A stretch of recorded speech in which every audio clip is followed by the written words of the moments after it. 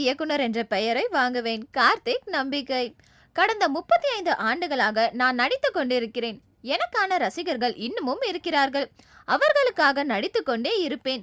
அதே சமயம் இயக்குனராகவும் சாதிக்க வேண்டும் என்பது என்னுடைய 7 ஆண்டுகளாக என்னை ஊந்தி தள்ளி கொண்டிருந்த விஷயம். அதற்கு இப்போதுதான் காலம் கணித்திருக்கிறது என்கிறார் கார்த்திக். காதல், கிரைம் அனைத்தும் கலந்த அறிவுபூர்வமான சமகாலத்து படமாகவும், தமிழில் இதுவரை யாருமே இப்படி படத்தை எடுக்கவில்லை என்று படம் வெளிவந்த பிறகு சினிமா உலகமே பேசக்கூடிய படமாகவும் தான் இயக்க போகும் படம் இருக்கும் என்கிறார் கார்த்திக்.